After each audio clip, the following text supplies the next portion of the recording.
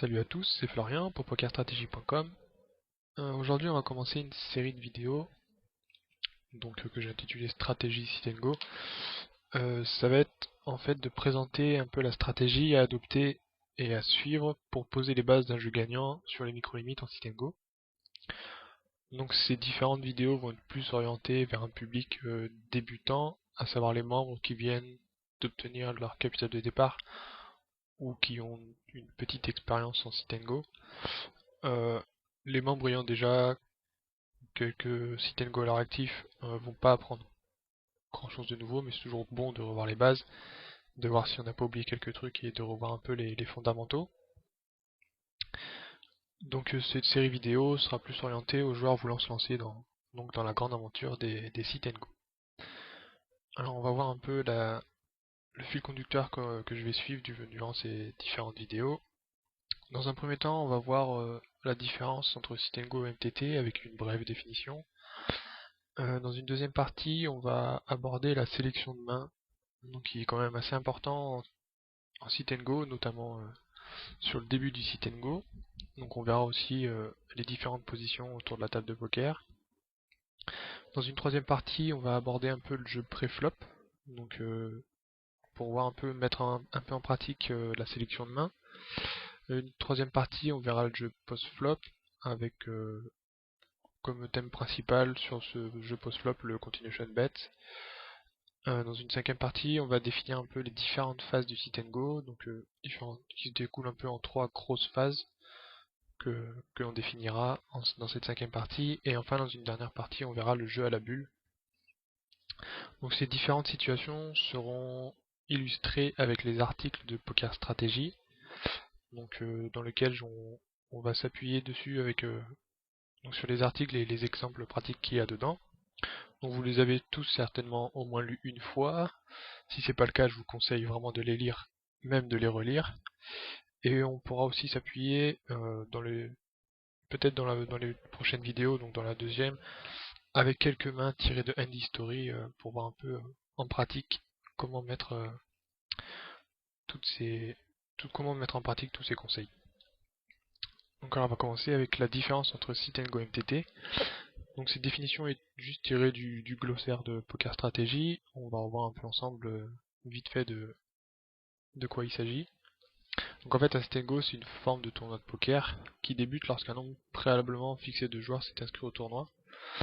Donc on va trouver différents sit and go, on va avoir les sit and go heads up, donc des sit and go, on va avoir 2 joueurs, 6 joueurs, 10 joueurs, 18 joueurs, des 9 joueurs aussi, avant les 10 joueurs, 27, 45, 90, 180 joueurs.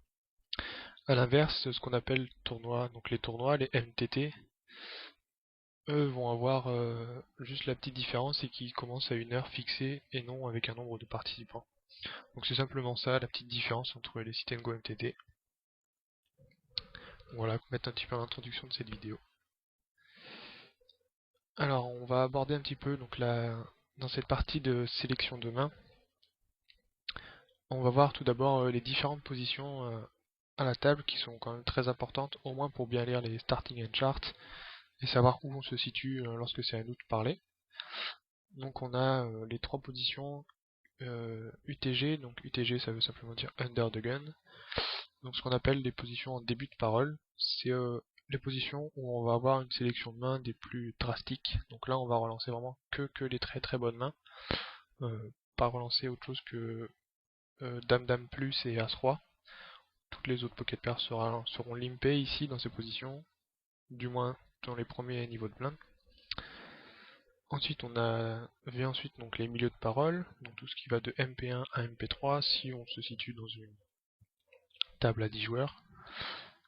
Après cela, on a donc la fin de parole avec les deux positions qui sont cut-off bouton. Donc c'est un peu les deux positions où là on va pouvoir jouer un petit peu plus de mains parce que on a beaucoup moins de joueurs à parler derrière nous.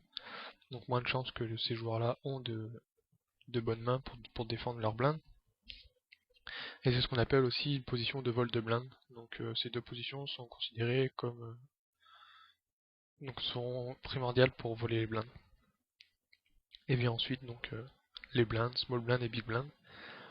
Donc voilà, donc toujours essayer de garder en tête la position qui va devenir assez importante au fil de notre évolution sur le poker.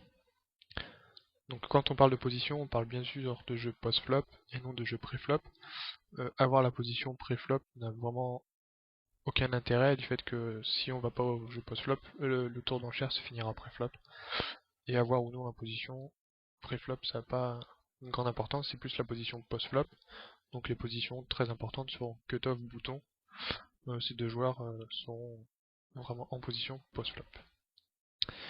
Alors la sélection de main, on va juste jeter un œil à la starting hand chart. Donc juste mis ici en évidence la starting hand chart au niveau de la sélection de main. Donc lorsqu'on est first in, on va pas développer les différentes sélections de main quand on a une relance avant nous, etc. Ou même des sélections de main de tribet, quoi que ce soit. Ici on va juste mettre un petit peu poser un peu la base de la sélection de main. Donc ici, au niveau des mains que l'on va relancer, donc en début de parole, on va relancer vraiment les grosses pocket pairs. Donc comme j'avais dit tout à l'heure, ici Dame Dame plus, donc Dame Dame Roi Roi As. Ici, quelle que soit notre position en début, milieu ou fin de parole, ce sera une relance. Au niveau du début de parole, on va relancer aussi As Roi parce que c'est quand même une très bonne main. Par contre, à partir de Valet Valet, on va limper pour la set value. Ou alors si on n'a pas énormément d'actions, on pourra miser quelquefois et gagner des pots si on a une overpair. Mais vraiment ne pas s'embarquer dans des coups qui vont devenir un petit peu marginaux. Au niveau des pocket pairs de 2-2 à 9-9, là on va limper dans quasi any position, dans toutes les positions. Donc quel que soit notre en début de sit and go, pardon. Après au niveau de si on a une relance avant nous, on va tribet As-As Roi-Roi bien évidemment. Dame-Dame. Donc Dame-Dame on aura plusieurs possibilités, on essaiera de le voir dans des cas pratiques. Savoir s'il faut tribet ou non Dame-Dame contre quelqu'un qui relance en début de parole ou en milieu de parole. Au niveau de As-Roi, il y a plusieurs avis qui vont venir peser dans la balance, savoir si on tribet ou si on call-call. Sur le premier niveau de blind, je suis plus partisan d'un call-call avec As-Roi plutôt qu'un tribet. Par contre, au niveau des mains qui peuvent comme ça paraître fortes, mais qui ont quand même une grosse faiblesse cachée, tout ce qui est de As-Dame, As-Valet, Roi-Dame, en début de parole, voire même le début milieu de parole, il est même conseillé de carrément folder ces mains-là. On va s'embarquer dans des coups qui vont nous faire gagner des petits pots et qui vont nous faire perdre les gros pots. Donc en début de sit and go, vraiment prendre le moindre risque inutile. Ne pas prendre de risque inutile, pardon. Par contre, arrivé fin milieu de parole, on va pouvoir relancer ce genre de main parce qu'on aura moins de chance moins de joueurs à parler derrière nous, plus de chances d'avoir la position post-flop, donc le terme position qui va revenir assez souvent durant cette vidéo. Donc voilà un peu au niveau de la sélection de main pré-flop. Maintenant, quels les points importants à retenir au niveau du jeu pré-flop? Ça va être donc la position. Toujours jouer un maximum en position, c'est-à-dire toujours faire attention lorsqu'on rentre dans un coup, si on va avoir la position non pense flop, ça va nous planifier un peu le coup et savoir ce qu'on pourra faire, maîtriser un peu plus facilement la taille du pot si on est en position que hors de position. Faire attention à nos sizing, donc la taille des relances pré-flop. Il faut ajuster les relances, c'est-à-dire on peut avoir un standard de relance lorsque on est first in, donc lorsqu'on est le premier à parler, de 4 big blinds ou 3 big blinds, ça dépend un peu de votre habitude. Et faire attention si on a des limpers avant nous qui ont parlé, là on va ajuster, on va faire 4 big blinds plus 1 par limper. Et aussi essayer de faire attention à sa taille des relances au niveau des tribets. Donc le standard sera de faire 3 fois la relance et de regarder s'il n'y a pas de caller bien évidemment. Donc si on a une situation où on a une relance et plusieurs callers et qu'on se retrouve avec As-As en main, donc calculer au niveau de la taille de la relance à faire. Donc 3 fois la relance initiale plus une fois à chaque fois pour le nombre de callers. Et troisième point important, ça va être l'observation de la table. Donc essayer de catégoriser les adversaires. Donc qu'est-ce que j'entends par catégoriser les adversaires? Ça va être donc les classer dans des catégories, à savoir donc, soit des joueurs tight ou loose, tight passif, tight agressif, loose agressif. Cette observation et cette manière de catégoriser l'adversaire va nous aider dans le but d'avoir de les mettre sur des mains, donc avoir une end range sur les différents adversaires mieux adaptés. Donc on va juste essayer d'illustrer tout ça et de revoir un peu ce qui se passe dans les articles de Poker Stratégie. Donc vous trouverez les différents articles donc dans la partie Sit and Go, et on va voir donc comment jouer avant le flop.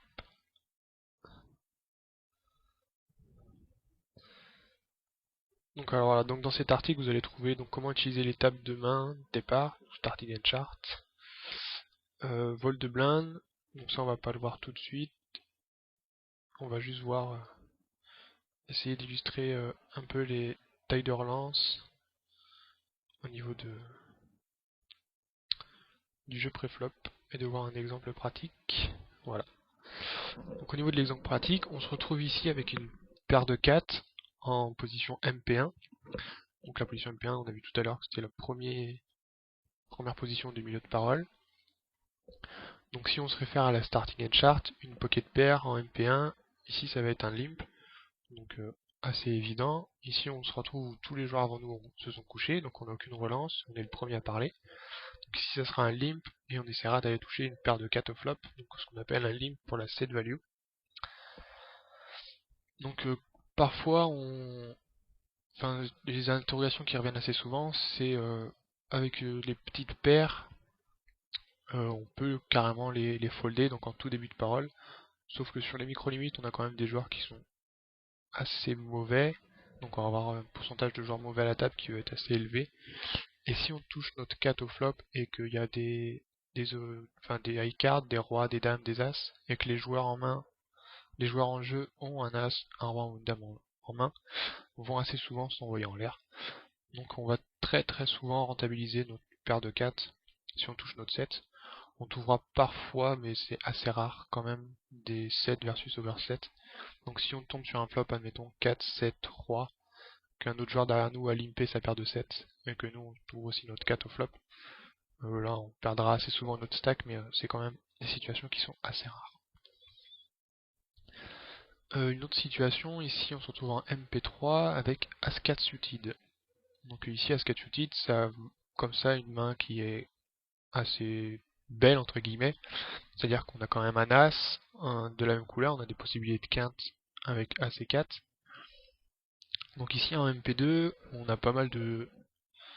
Donc si on a un MP3, on a un MP2 qui limp, donc ici il monte pas énormément de force, on pourrait se dire avec As-4 on est devant, s'il a des mains comme Roi-Dame, Roi-Valet ou des petites pocket paires, il se couchera, on pourra remporter le pot. Sauf qu'on a encore des joueurs à parler derrière nous, et que As-4 au final c'est quand même pas une superbe main. Si on touche un As, on a un kicker qui est très très mauvais, si on touche un 4, on a on a top pair, top kicker, mais on a des chances d'avoir des paires supérieures. Donc au final, on a une main qui est très dominée, qui nous fera gagner des petits pots, c'est-à-dire que si on touche un as, que notre adversaire a rien touché, bah, on va miser et il va se coucher. Par contre, si on a de la résistance, ou même qu'on est relancé, on ne saura pas si notre adversaire nous bluffe, ou alors si on est loin derrière. Et la plupart du temps, on sera très très loin derrière.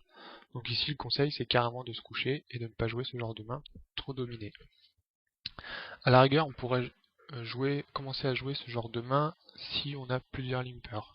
C'est-à-dire que si les joueurs en début de parole, si admettons UTG plus 2, UTG plus 3, avec un joueur en MP, on limpé avant nous, là on se retrouve à rajouter 30 dans un pot qui commence déjà à faire 120, 135.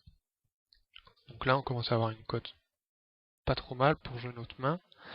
Donc par contre, dans les pots limpés avec ce genre de main, on ira la jouer pour double paire et plus, c'est-à-dire sur un flop avec deux cœurs, des possibilités de quinte, ou avec une top paire avec des cœurs, etc.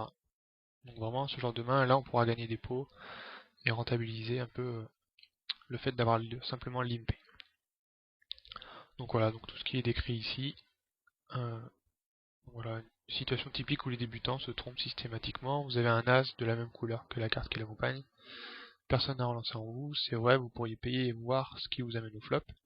Donc simplement payer quand on a un seul limper, c'est pas conseillé. Quand on a plusieurs limpers, à partir de là on pourra le limper à notre tour.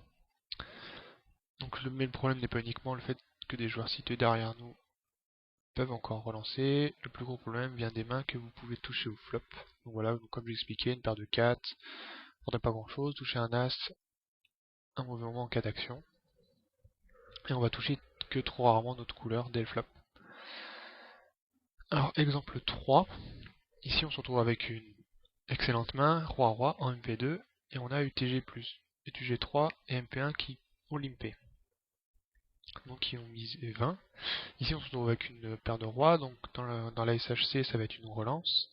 Par contre là il va falloir ajuster sa taille de relance, donc comme on a vu tout à l'heure. Ici on a 2 limpers, donc si notre standard d'ouverture est à 4 big blinds, on va faire 4 big blinds plus une par limper, ce qui revient à relancer à 120 jetons du fait que les blinds sont à 10-20. Voilà, donc toujours faire attention à sa taille de relance. Ici, ne pas relancer à simplement 3 big blinds ou 4 big blinds à 80, parce que ça offre une trop bonne cote aux joueurs pour pouvoir suivre avec la main dans laquelle ils sont rentrés en jeu. À savoir que si là on relance à 80, on aura un pot qui fait, on a 2 fois 20 plus les blindes, on retrouve à 70, donc le joueur a 60 à rajouter, alors que le pot fait déjà plus de 150 jetons. Donc en fait, il a une excellente cote. Alors que si on relance à 120, on lui coupe un peu la cote avec ses pocket pairs, etc. Donc il peut payer encore avec des pocket pairs, mais dans ces cas-là, il se met dans une situation où c'est plus profitable de payer pour la cote du pot. Donc il aura peut-être une cote implicite derrière, mais ça on le verra pas et c'est pas important de le savoir pour le moment, mais le plus important c'est essayer de couper les cotes justement au pocket pair pour rendre le move perdant sur le long terme à nos adversaires. Voilà, donc on va revenir sur la présentation et voir un peu le jeu post-flop. Donc au niveau du jeu post-flop, on va essayer de décrire ça en trois parties. Donc essayer d'avoir un plan. Donc qu'est-ce que c'est essayer d'avoir un plan? C'est essayer de planifier son coup. C'est-à-dire imaginer la suite du coup ou les réactions suite à nos relances. Donc si on se met dans une situation où on a relancé, donc si on reprend la situation avec roi-roi par exemple, ici on peut savoir imaginer ce qui peut se passer. Donc soit on peut donc on relance, on peut que tout le monde se couche, ou alors on peut avoir bouton qui décide lui aussi à son tour de relancer par-dessus nous, donc il relance un bouton à 320 ou 400. Donc savoir qu'est-ce qu'on va faire par-dessus ça, si on va simplement payer, si on va partir all-in directement, coucher notre main. Donc c'est ça, planifier son coup, c'est mettre en évidence les différentes options qui vont se présenter à nous par la suite. Donc là encore avec roi-roi, on va avoir des situations assez simples, c'est-à-dire que si on a une relance derrière nous, on partira all-in. Donc ça c'est pour les situations pré-flop. Après au niveau des situations post-flop, donc c'est plus ça qu'on appelle planifier notre coup, c'est savoir comment réagir sur le flop. Donc une fois qu'on a relancé notre roi-roi, si on est payé, admettons, par un des deux limpers, et que l'autre fold, quelle va être notre action sur le flop, et sur quel flop va-t-on miser, ou alors va-t-on checker, etc. Donc c'est ça qui va être important de mettre en place dans les premiers temps au niveau du sit and go. Ensuite, on va voir la texture du board. Alors, continuation bet or not continuation bet. Donc, il va être important de maîtriser et de reconnaître les flops sur lesquels on va faire un continuation bet ou non. Donc, la texture du flop parfait pour faire un continuation bet, ça va être une high card, deux low cards sans tirage. Donc, on va voir sur les exemples qui vont suivre les différents types de flops. Gardez en tête que le seul bluff en sit and go sur les micro-limites sera le continuation bet. On va vraiment les bluffs sont à proscrire dans votre stratégie. On n'a aucun intérêt à faire de bluff en micro-limite. De 1 parce que les joueurs, si on touchait un minimum, ne donneront vont toujours payer, donc on a énormément de calling station sur les micro-limites. Et la plupart du temps, les bluffs vont rater dans ces limites parce que les joueurs ne vont pas faire attention à ce que nous on représente et vont juste regarder leurs cartes. Donc vraiment le bluff est à éviter sur les micro-limites. Et le seul bluff qu'on fera, ça sera sur le continuation bet. Ensuite, on va retrouver toujours donc, le bet sizing, même que post-flop, que pré-flop, pardon. Mais ici, en gardant en tête de maximiser la value. Donc savoir pourquoi on mise et dans quelle situation miser, combien miser, etc. Donc vraiment essayer de rentabiliser un maximum nos meilleures mains, et du fait de notre stratégie qui est très tight en début de sit and go, on ne jouera que les meilleures mains. Donc il est important de savoir bien les rentabiliser. Donc on va revenir aux articles et comment jouer. Alors comment jouer à partir du flop. Donc dans cet article ici, donc comment jouer à partir du flop. Donc savoir si on a relancé avant le flop. Alors vous pouvez suivre sur votre relancé à partir de top pair. Par contre, si on n'a pas relancé avant le flop, vous ne prenez l'initiative qu'à partir de double paire. Donc ça, on verra différentes situations que si on a eu une relance avant nous et qu'on est le caller de la relance, on pourra suivre dans certains cas à partir d'une top pair ou d'une over pair. Donc ne bluffez pas et n'investissez pas vos jetons dans les tirages. Donc on jouera nos tirages par contre très passivement en sit and go, et notamment sur le début du sit and go. Alors comment jouer si vous avez relancé avant le flop? Donc vous avez le rôle de l'agresseur au cours d'un tour d'enchère. Alors vous avez un avantage car vous pouvez représenter une main plutôt forte. Donc à savoir que si on a relancé, mettons si on relance avec As-Valet, ici sur un flop 4 Valet 9, on peut très bien représenter le Valet en faisant un continuation bet. Idem pour avec As-As, donc là on représente encore mieux le Valet, mais avec une overpair on est encore mieux loti. Et sur un tel flop, ici avec As-Valet, sur As-Valet 9, on aura une main qui est très très forte. Alors ne pas jouer les tirages. Les choses sont différentes avec ce qu'on appelle les tirages, à savoir des mains incomplètes qui ont encore besoin d'une carte au turn ou à la river pour se convertir en une bonne main comme une couleur ou une quinte. Ici on a un tirage couleur, donc sur un flop 4 valet 9 avec 2 cœurs et nous en main As-Roi de cœur, on a quand même une main qui est relativement très forte. Néanmoins on ne jouera peut-être pas aussi assez agressivement en début de sit and go. Ici avec Roi Dame sur un flop 10 valet 4, on a un tirage quinte par les deux bouts, donc ce qu'on appelle une open-ended straight draw pour les termes en anglais. Alors par contre en début de sit and go, on jouera ces genres de mains, ce genre de tirage très passivement, donc on ira très rarement mettre tous nos jetons avec ce genre de main. Donc là on retrouve un camp bluffé. Donc si vous avez relancé avant le flop, alors que vous n'avez pour ainsi dire droit à un bluff, ce qu'on appelle faire un continuation bet. Donc il faut savoir qu'on va toucher le flop une fois sur 3, donc nos adversaires aussi. Si nos adversaires le savent, on pourra se faire très souvent relancer si le board sur lequel on fait un continuation bet n'est pas du tout adéquat. Donc c'est à savoir si on représente pas grand chose. Donc on va voir sur quel board faire un continuation bet ou non.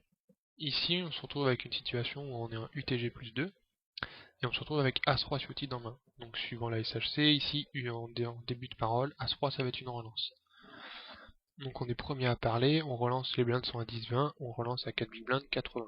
Tout le monde se coude jusqu'à la small blind qui paye nos 70. Donc ici, si on essaye de planifier notre coup, on ira faire un continuation bet sur un flop avec une high card, donc admettons Dame, 2, 7 avec 3 couleurs différentes. Ici on aura un très bon board pour faire un continuation bet.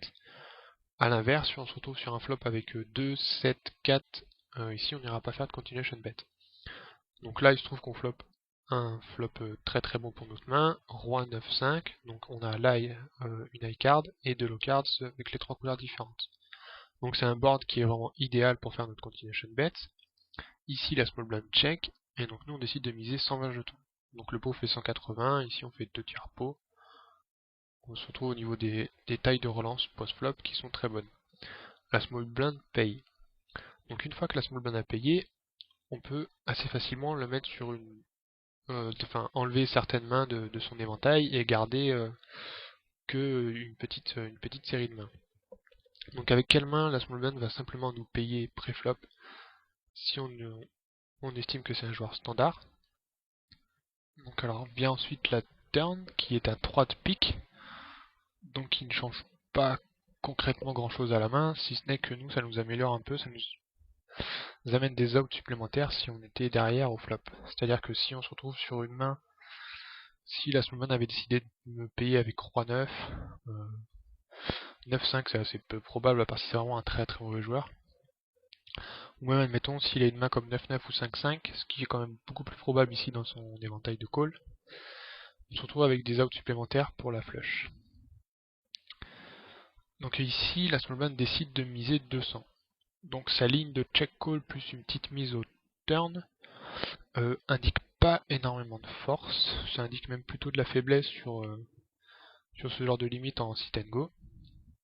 Donc ici ce serait plus une main qui essaye de contrôler entre guillemets la taille du pot. Donc soit un roi avec un kicker assez mauvais, voire un 9, parce que du fait que c'est le board idéal pour faire un continuation bet, on aurait fait un continuation bet avec une main comme As-Dame ou As-Valet, de la même manière. Et ici en misant, il veut peut-être essayer de nous faire coucher ce genre de main. Voilà. Donc ici on décide de relancer, on avait plusieurs options, soit se coucher directement, ce qui est assez weak ici, soit payer ou alors relancer.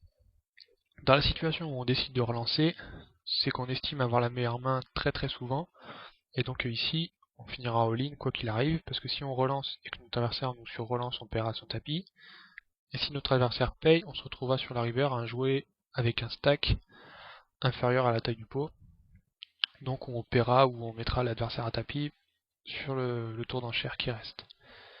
Ici on décide de sur-relancer, l'adversaire call, la small man se met les dernières jetons au milieu, et nous on décide de suivre comme on avait décidé sur le turn après notre relance. Donc voilà, donc en fait ici on a décrit un peu toute la suite du coup. Juste sur la turn, où personnellement l'option que je préfère ici, ce serait simplement payer le 200 adverse et non relancer. Mais ici les deux options se valent à peu près si on estime avoir très très souvent la meilleure main avec top pair, top kicker, ce qui est très souvent le cas en sit and go micro limite. Par contre ici on va retrouver des situations où l'adversaire avait roi 2, donc ici il a très très mal joué sa main, il s'avère que au final c'est nous qui perdons presque tous nos jetons, mais l'adversaire a quand même très très mal joué sa main, et si on regarde un peu l'équité qu'il avait sur la turn, ici il est quand même très très loin derrière. Sur un flop. Voilà. La turn est à 3 de pique. Donc on se retrouve ici avec quasi 90% d'équité sur le turn contre une main en roi 2. Donc faut savoir que quand on fait des calculs d'equity, on peut jamais, voire même strictement jamais, notre adversaire sur une seule main. Donc on va faire des calculs d'equity avec une range adverse et non une seule et une seule main. Là c'est juste pour vous montrer que l'adversaire a quand même très très mal joué sa main lorsqu'on connaît le déroulement final du coup, et que là on connaît la main adverse. Quand on ne connaît pas la main adverse, on fera des calculs d'equity par rapport à une range et non une seule main. Donc voilà. Donc on se retrouve dans un deuxième exemple ici avec Dame-Dame. Donc on est UTG plus 2. Ici on décide de relancer à 80. On a Small Blind qui paye à nouveau. Donc on se retrouve toujours sur un flop Roi 9-3. Donc ici c'est un flop qu'on va quanti-bet quasi 110% du temps. Donc on fera vraiment très très très souvent un continuation bet ici, qu'on ait touché ou non. C'est vraiment le board idéal pour faire un continuation bet. Ici l'avantage de faire un continuation bet avec Dame-Dame et avec As-Roi, c'est qu'on n'est pas lisible. C'est-à-dire que notre adversaire, si on fait un continuation bet seulement quand on a As-Roi et qu'on check quand on a Dame-Dame, ça devient trop facile de nous lire et on devient exploitable au niveau du flop. Donc ici on décide aussi de faire un continuation bet, donc toujours de la même taille, 120 dans un pot qui fait 180, notre adversaire paye encore une fois, et garde sa ligne de miser encore sur la turn. Donc on a toujours le fait que ici avec Dame-Dame on a une main qui est un petit peu moins forte que As-Roi, et que dans certains cas l'adversaire peut avoir des mains comme Roi-Valet, Roi-10, Roi-9 ou un Roi en main, et par contre là on serait derrière avec Dame-Dame. Donc on décide de payer sa petite mise, On pourrait décider de coucher directement au turn, c'est pas une option qui est à enlever, même si c'est une très bonne option. Si on catégorise l'adversaire comme étant assez tight et assez passif, ici quand il mise, si le joueur est assez tight voire est passif, ici quand il mise 200 au turn, il a très souvent un roi, donc ici avec dame, on pourrait décider de coucher notre main. Par contre dans le plan du coup, c'est-à-dire que si on paye les 200 ici, on n'ira pas payer une autre mise river, c'est-à-dire qu'on essaiera d'avoir l'abattage gratuit si notre adversaire check. Et on se couchera dans quasi 100% du temps si l'adversaire continue à miser sur la river, à moins d'un bet très petit. Mais sinon, ici donc on décide de payer sur le turn et l'adversaire continue à miser 600 sur la river et ici on se couche. Donc là vous retrouvez ici dans la description un peu du coup. Enfin, troisième exemple, ici on se retrouve avec à nouveau As-Roi suited en UTG, plus 2. Donc on décide de relancer 4 big blind, donc 80. Cette fois-ci on a small blind et big blind qui payent. Donc on se retrouve à jouer un flop à 3 joueurs. Donc là ça va être un petit peu plus délicat au niveau des continuation bets, c'est-à-dire qu'on fera, quand on sera contre deux adversaires, on fera très souvent un continuation bet lorsqu'on a touché, et pas de continuation bet lorsqu'on n'a pas touché avec des mains comme As-Roi, As-Dame, mais plus des continuation bet lorsqu'on a une main faite, donc une pocket pair, voire une overpair sur le flop. Ici, on a un board qui est pas génial pour faire un continuation bet, et une autre situation, c'est qu'on a deux adversaires avec nous dans le coup. Donc ici, on a un board avec les tirages couleurs évidents, quelques tirages quintes. Donc ici, les deux adversaires check, et on décide de checker. Arrive sur le turn un roi, donc ça nous donne, on touche un de nos outs, qui est peut-être que bon. Et ici, les deux adversaires check à nouveau, et donc nous on décide de miser 160. Là ici, l'avantage de faire la mise ici sur le roi, c'est qu'on va pouvoir faire payer des tirages. On représente assez clairement un roi, donc une main comme As-Roi du fait de notre position de relance. Et ici, les deux adversaires payent les 160. Et sur la river, cela complète le tirage couleur. Maintenant, après les deux checks adverses, on n'a plus grand intérêt à miser parce qu'on n'a pas énormément de moins bonnes mains qui nous paieraient une mise sur la river. Roi-Dame est devant nous depuis le début. Dame-Valet ici n'ira pas payer. Des mains comme As-Dame n'iraient sûrement pas payer. Donc en fait, on serait payé soit par des doubles paires ou alors par la flush. Donc en fait, ici, on a une occasion de prendre l'abattage gratuit avec une main bonne mais pas super forte. Donc ici on se contente de check behind et de voir si on peut gagner le pot à l'abattage. Donc voilà, donc ici dans la suite de commentaires, on a la description du coup avec les différentes options. Donc on va revenir sur la présentation et voir un peu le résumé un peu de cette première vidéo et voir les choses à retenir. Donc à retenir ici, lorsque vous faites vos gammes sur les sit and go, ça va être la sélection de mains. Donc chose très importante. Au niveau des premiers niveaux de blind, il va falloir vous armer de patience pour vous attaquer au sit and go, parce qu'on va jouer quand même très peu de mains, et donc ne pas s'embarquer dans des coups marginaux, voire inutiles. En deuxième point, ça va être le continuation bet, donc à savoir c'est le seul bluff qui vous est accordé en sit and go sur les micro-limites. Et essayez de garder en tête les raisons de miser, donc savoir pourquoi on mise, dans quelles raisons on veut faire ça. Et on va juste illustrer ce dernier point avec un dernier article. Donc le bet sizing, combien miser et pourquoi. Donc alors dans cet article, qui est décrit, c'est les facteurs qui influent la taille des mises, comment obtenir le maximum de value et autres effets recherchés en misant. Donc alors le bet sizing, c'est l'art de choisir une hauteur d'enchère adéquate. Donc alors dans cet article, vous apprendrez comment choisir une hauteur de mise adaptée à la situation. Donc je ne veux juste pas revoir sur la vidéo, ici je vous conseille vraiment de la voir si vous ne l'avez pas encore vue. Donc quels facteurs influent la taille de vos mises? Donc les cartes communes, c'est-à-dire quand vous examinez les cartes communes, deux questions se posent en priorité. Ai-je touché quelque chose et de quel type de main s'agit-il? Ensuite, quelles sont les autres mains que mon adversaire pourra avoir, notamment les tirages. Donc au niveau des tailles de mise, on se fixe comme point de repère, c'est le pot. Donc soit on fait des tailles à hauteur du pot, donc des pot size, ou alors des tailles de relance à 2/3, 3/4 ou un demi-pot. Ensuite, ce qu'il va falloir regarder, donc là où l'observation devient importante, et la concentration aussi, ça va être la profondeur des tapis. Savoir contre quel tapis on est en train de jouer, savoir si on mise tel montant, qu'est-ce qui va rester derrière par la suite, etc. Donc le thème qui va revenir ici, quand on regarde la profondeur du tapis, ça va être le terme de pot committed.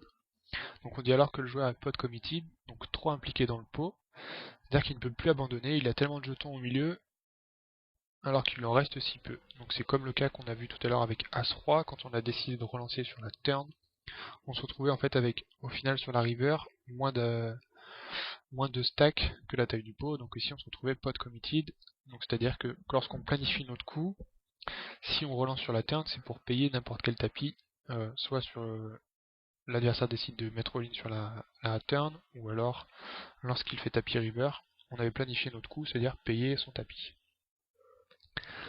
Donc il faut bien faire attention si, suite à une mise, vous ou votre adversaire a pot committed. Alors il vaut mieux faire tapis tout de suite. Voilà.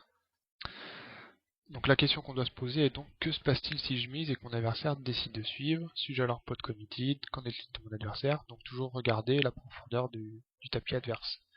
Ensuite, au niveau du bet sizing, de savoir pourquoi et comment miser, on va se retrouver avec le nombre d'adversaires. Suivant le nombre d'adversaires et la structure du tableau, on va pas miser le même montant, ni utiliser le même comment dire, la même tour d'enchère. On va pas miser autant si on se trouve contre un seul adversaire ou si on compte contre 3 adversaires. Donc savoir si on veut protéger plus ou moins notre main, s'il y a des tirages évidents et que notre main nécessite de la protection, ou alors qu'on a envie de la rentabiliser le plus possible et qu'on sait que nos adversaires vont payer, on va faire des tailles de relance plus importantes que si on était contre un seul adversaire, plutôt passif. Ici on va ajuster en fonction du nombre d'adversaires et du profil des adversaires. Donc plus il y a d'adversaires, plus le tableau offre des possibilités de tirage pour vous battre, plus vous devez protéger votre main. Donc dans le sens où vous entendez protéger votre main, c'est essayer de faire un maximum de value sur les tirages. Donc quand on entend par protéger notre main, c'est essayer de faire payer les tirages le plus possible. Donc rentabiliser notre main par rapport à les différentes mains que l'adversaire pourrait avoir, notamment sur les tirages. Donc les déroulements de la main jusqu'alors, donc là c'est au niveau de comment s'est passé le coup pré-flop. Donc savoir si on misait ou pas, quand et combien, tout ceci dépend bien sûr également du déroulement de la main. Est-ce que l'adversaire a montré de la force? Donc s'il a relancé en position en début de parole par exemple, il montre de la force du fait que si c'est un adversaire, un bon joueur ou un adversaire standard, il a un éventail de mains très serré lorsqu'il relance en début de parole. Ou alors s'il s'est contenté de limper, donc là ici le point important dans le déroulement de la main, c'est de savoir mettre notre adversaire sur une end range, donc avoir les reads sur nos adversaires, et tout ceci s'obtient avec l'expérience bien entendu, mais aussi avec l'observation de la table. Ensuite l'image. Donc bien l'image, donc là c'est la catégorie dans laquelle est classé notre adversaire. Si c'est un joueur tight agressif, tight passif, loose agressif ou loose passif. Ensuite, quelle impression aussi nous on donne à la table, si on est une image de maniaque, ou bien c'est une image de joueur très serré, qui joue très peu de coups, qui choisit bien ses positions, ses adversaires. Donc savoir quelle image nous on donne et quelle image on a de nos adversaires. Ensuite, quels sont vos objectifs en misant? Donc soit en misant, vous pouvez obtenir différents objectifs. Gagner le plus de jetons possible avec une main forte, donc c'est là où on parle de maximiser la value. Gagner directement le pot au moyen d'un continuation bet, donc là lorsqu'il s'agit du seul bluff donc qui vous est accordé. Et ensuite déterminer où l'on se situe. Alors là c'est la partie qui prête un petit peu à confusion, c'est savoir comment réagit mon adversaire une fois que j'ai misé. Vous en prendrez ainsi davantage sur la force de sa main et saurez s'il a vraiment envie de continuer à jouer. Savoir si on relance et qu'il paye, on va pouvoir éliminer pas mal de mains de son éventail et garder que les meilleures. Maintenant, si on décide de miser et qu'il nous relance, ici on n'a pas plus d'informations sur sa main. Si l'adversaire décide de bluffer et que nous on n'a rien, ben on couchera et peut-être la meilleure main. mais on n'a pas plus d'informations que ça. Donc, à partir du moment où on aura plus d'informations quand l'adversaire nous paye en général plutôt que quand il relance. Lorsqu'il paye sur les micro-limites, c'est au moins qu'il a une paire ou alors qu'il a touché le board. Ensuite, suivant la taille de la relance, si on fait une mise relativement faible, on peut essayer de voir donc la prochaine carte encore pour encore aller à l'abattage à moindre coût. Donc c'est ce qu'on appelle faire un blocking bet. Alors, il faut savoir aussi que lorsque l'on fait un blocking bet, c'est pas pour payer la sur-relance adverse. Un blocking bet va être fait, donc une petite relance, mais par contre on va coucher toutes nos mains à partir du moment où notre adversaire nous sur-relancera. Donc on l'utilise pour empêcher l'adversaire de faire une grosse mise qui serait trop chère pour nous. Donc en fait on essaye de contrôler un peu la taille du pot. Généralement ce tour d'enchère, cette stratégie de mise se fait lorsqu'on est hors de position. Plutôt qu'en position, position ça va plus être des value bets que des blocking bets. Ensuite, si les cartes communes offrent des tirages ou si notre main est particulièrement vulnérable, alors votre mise a pour but de faire payer cher la prochaine carte à votre adversaire, de cette manière à protéger votre main. Donc maximisation de la value, ici ça va être gagner le plus possible, c'est-à-dire donc gagner le plus de champs possible avec une bonne main. Donc ensuite je vous passe un peu tous les détails. Le continuation bet, donc ça va être le bluff, le seul bluff lorsqu'on va faire une mise au flop et qu'on n'a pas touché le flop. Donc toujours essayer de voir sur quel flop on va faire un continuation bet, ne pas le faire sur 100% des flops, savoir si on représente bien quelque chose ou non. Sur un flop avec que des petites cartes, on va pas faire de continuation bet avec des mains comme As-Roi ou As-Dame, mais plutôt essayer de garder des mains lorsqu'on va toucher un 7 ou lorsqu'on aura une overpair. Donc le board idéal pour faire un continuation bet, c'est le board qu'on a vu tout à l'heure dans l'exemple avec une high card, un roi par exemple, et deux low cards, 9 et 5, et que les trois cartes sont de couleurs différentes. Et ensuite regarder le nombre d'adversaires, bien entendu. Information, situer votre main, savoir où elle se situe par rapport à la main adverse, si on va être loin devant, loin derrière, si on peut décider encore d'investir davantage par rapport à la main adverse. Ensuite, blocking bet, donc tenir l'adversaire en respect. Donc c'est plus le blocking bet, ça va être plus des thèmes d'un niveau plus avancé. Dans un premier temps, vous n'allez jamais utiliser le blocking bet. Et même sur les sit and go micro-limit jusqu'aux 5$, si vous faites jamais de blocking bet, c'est pas ça qui va changer quoi que ce soit dans votre jeu, ni vous rendre plus gagnant ou autre. C'est plus essayer de maîtriser contre les bons adversaires. De faire un blocking bet devient intéressant lorsqu'on n'est pas capable de payer une trop grosse mise. On fait une mise un peu plus petite que, mettons, le pot. Mais par contre, on devient assez vite lisible si on fait que des blocking bets avec des mains moyennes et qu'on ne fait pas de blocking bet avec des très très bonnes mains. Ensuite, la protection, donc protéger votre main, etc. Donc on va juste voir un petit peu des exemples pratiques. Ici, on se retrouve dans une situation avec As-Roi offsuit. On a une position under the gun. Ici, un UTG plus 1. On décide de relancer à 80. On est payé par la big blind. Sur un flop Dame, Dame 9. Donc c'est pas forcément un board idéal pour faire un continuation bet.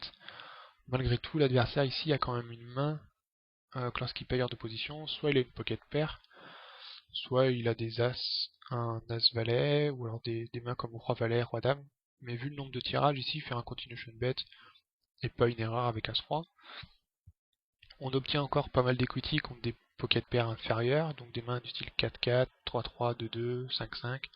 Parce que si un 9 vient sur la turn, on repasse devant ces mains-là, sans avoir touché un de nos outs direct, un as ou un roi. Donc maintenant ici, lorsqu'on fait un continuation bet et qu'on est payé, sur quelle main on va mettre nos adversaires. Donc soit il peut avoir des tirages carreaux, un tirage quinte, mais auquel cas on est devant ces mains-là. Par contre, il peut là très souvent une pocket pair et pas sûr qu'il mise sur la suite du coup. Donc ici, un 4 de carreau qui complète la flush, on n'a aucun intérêt de miser. Si l'adversaire avait une main comme 5-5, 6-6, il n'ira pas plus loin. Et s'il a très probablement ici la flush, lorsqu'il paye au flop, il a au moins une dame ou alors une pocket pair mais assez forte. Et ici en misant sur le 4 de carreau, alors qu'on n'a pas de carreau en main. Ici avec l'as ou roi de carreau, on pourrait se contenter encore de miser sur le turn, mais ici sans carreau ça devient délicat. Et l'as qui tombe sur la river nous amène pas plus d'indications que ça, si ce n'est que l'adversaire va très rarement payer une mise sur un as avec une pocket pair. Et donc ici on gardera que les mains avec une dame, etc. Donc ici, même prendre le check behind sur l'as, la river, nous permet de voir l'abattage gratuit et de connaître un peu la main adverse, donc savoir prendre des notes sur lui pour la suite du sit and go. Donc là en commentaire, sur le flop, donc on n'a rien touché, du fait de la texture du flop, je pense que l'adversaire n'a rien non plus. C'est pourquoi dans cette situation, je mise aux 2 tiers du pot. Donc en fait, ça permet aussi de balancer un peu notre range de continuation bet, savoir dans quel cas on va faire un continuation bet ici. Si on sait que l'adversaire a rien touché, on va faire un continuation bet assez souvent pour prendre directement le coup. Mais aussi on fera un continuation bet dans le cas où on a une dame, donc ça nous permet de devenir pas trop lisible sur ce genre de flop. Donc à partir du moment où l'adversaire suit, je pense qu'il a une paire, un 9 ou mieux As-Roi. Donc je n'aurais pas investi plus de jetons dans cette main et m'estime heureux de voir l'abattage gratuit, et on se remarque que l'adversaire avait également As-Roi, donc en fait on split le pot. Maximisation de la value avec une main très forte, donc ici on se retrouve avec As-Roi, on a un limper avant nous, on décide de relancer, donc de manière standard notre As-Roi, et là on tombe sur un flop idéal avec, on flop la quinte. Donc ici face à un limp call, très souvent les limp calls ça va être des petits As ou alors des pocket pairs. Ici on a vraiment besoin de maximiser la value et en même temps de protéger à la fois notre main, donc contre les tirages carreaux, mais même contre les quintes. En même temps, si notre adversaire a une dame avec un kicker faible, il va peut-être payer une mise, mais si ici on décide de checker behind, n'importe quelle carte, donc un roi ou un as viendrait bloquer le coup, parce que ça fait une quinte évidente sur le board. Donc là vraiment la maximisation de la value se passe sur le flop et non sur la turn. Sur le flop j'ai la meilleure main possible, donc ce qu'on appelle le nuts, face à un seul adversaire, et les tirages sont de plus très improbables. Suite au check de l'adversaire, j'ai la possibilité soit de lui donner la carte turn gratuit, soit de miser à la moitié du pot pour ne pas l'effrayer. Donc là, le tirage quand même, on a quand même le tirage flush, et c'est assez courant qu'en micro-limite on ait des joueurs qui limp call des as suited ou des suited connecteurs. Donc ici, miser assez cher, ici 180, pas non plus une erreur, pour au moins se protéger et faire de la value contre les différents tirages. Se situe avec une main moyenne, donc ici on est en position de cut-off avec valet-valet, donc ici c'est une relance standard. On est payé par la big blind. Ici, donc sur un flop 7-7 As, on décide de faire un continuation bet même avec valet-valet. Donc en fait, ici, donc en commentaire, on a je mise ici aux 2 tiers du pot pour me situer. Donc c'est un peu le terme pour me situer qui est pas génialement employé ici, c'est plus faire ici une mise de 2 tiers du pot pour faire payer les tirages, faire des tirages cœur, faire payer des pocket pairs qui ne prendra pas sur l'as, etc. Mais faire une mise pour se situer, c'est pas bien employé ici dans ce terme-là. Donc là c'est certes la carte la plus redoutée lorsqu'on a valet-valet, mais l'adversaire n'a pas fait preuve de force en tant que big blind, et il est possible qu'il ait suivi la relance avec une main assez faible. Donc en fait ici c'est plus faire une mise pour faire payer des tirages cœur et des pocket pairs qui voudraient suivre, plutôt qu'une mise pour se situer. Si notre adversaire nous relance, on n'a aucune info sur la force de sa main, savoir s'il a un as ou non, s'il a un 7, s'il décide de jouer un tirage flush agressivement, etc. Donc en fait on n'obtient aucune information lorsqu'on mise et qu'on est relancé. Si ce n'est qu'on est obligé de folder notre main si on veut pas continuer dans un bluff bancal.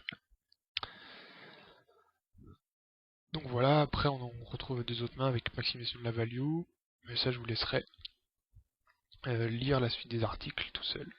Donc en conclusion, vous savez maintenant que la taille de votre mise dépend de différents facteurs, elle dépend également de l'objectif qui est le vôtre en mise. La taille des mises standards se situe entre 2 tiers et la totalité du pot. Pour un continuation bet, vous pouvez descendre à la moitié du pot. Donc il en va de même pour le block bet, que vous faites pour limiter la hauteur des mises, la mise devrait alors être inférieure à un tiers du pot ou moins. Donc ça va dépendre. Pour être un peu moins lisible entre un value bet ou un blocking bet, on peut les faire entre la moitié du pot et un petit peu moins que la moitié du pot, ça va dépendre un peu du board et du type adverse. Donc voilà qui est fini. Et sinon, comme dernier point important que je voudrais juste rappeler dans cette fin de vidéo, ça va être la gestion de bankroll, donc qui est la première chose à apprendre lorsque vous commencez le poker. Et si vous ne maîtrisez pas cette gestion de bankroll, vous ne serez pas gagnant. Donc c'est vraiment le point clé pour mettre en application un jeu gagnant, quelle que soit votre variante, donc, que ce soit en fixed limit, en no limit ou en sit and go. C'est vraiment la gestion de bankroll qui est le point clé d'un jeu gagnant au poker. Voilà, donc c'était Florian pour pokerstrategy.com. Merci à vous et donc à très vite pour la suite de cette série de vidéos. Salut!